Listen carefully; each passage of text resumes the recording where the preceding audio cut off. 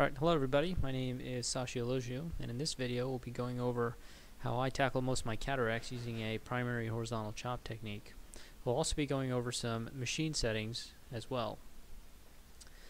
So, I start with a sculpt setting with 100 of torsional amplitude and 180 of vacuum and aspiration rate.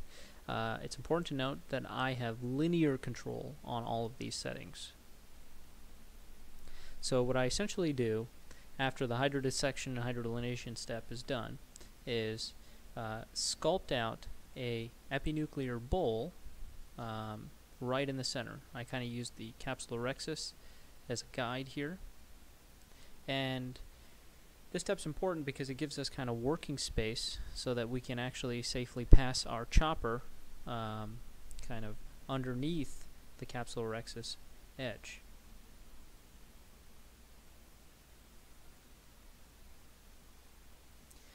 So once I've done taken out the epinuclear bowl, we're on to the chop settings. So here I like to use Osel burst, as shown there, all phaco power, no traditional no torsional phaco, with a dynamic rise of -2, which helps decrease any kind of surge from potentially happening.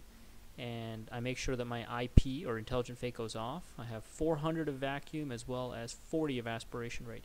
Once again, I have this on linear settings. So here we're using a Nagahara horizontal chopper. I place the Nagahara right on top of the nucleus. I use my phaco instrument to kind of pull back the nucleus, and I drag this Nagahara right on top of the nucleus underneath the capsule and drop it past the equator.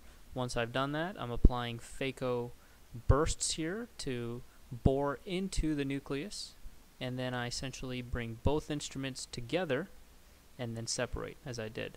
So once again, I passed it to the equator, bore into the heminucleus there, and pull them together and separate.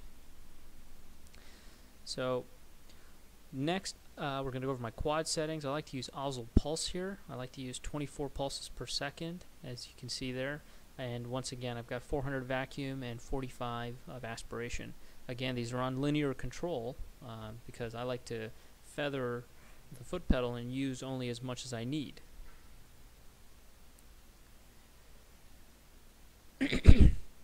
So here I have that quadrant there. So I pull that quadrant up to the iris plane or the capsular plane and essentially start sub-chopping it using the Nagahara.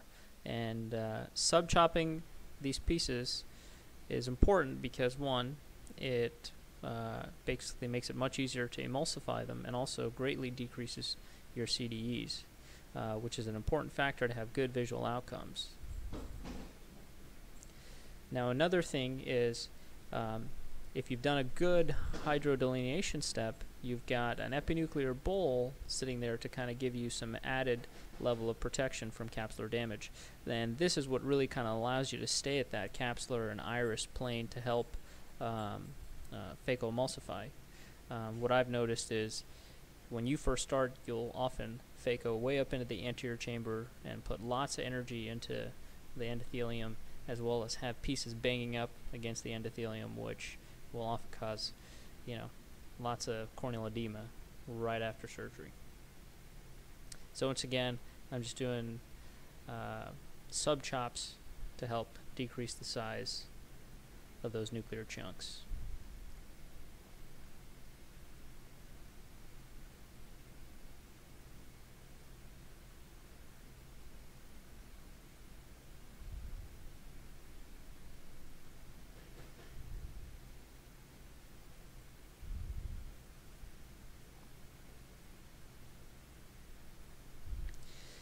Now, once all your nuclear pieces are out, I use the phaco instrument to get my epinucleus out as well.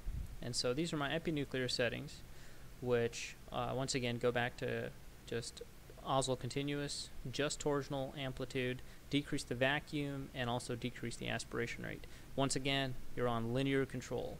You only use as much as you need to pull the epinucleus out. So here I'm kind of going underneath the capsular rhexis, just using vacuum here to basically pull a segment of the epinucleus out and then emulsify it. I've got another segment here, again under the rhexis edge, pull it out, and here I'm actually pushing to pull that subincisional segment right out. And then once you've got it pulled out, you can basically phaco in the safe zone there. So that's basically it. Thanks for watching. Hope you learned something.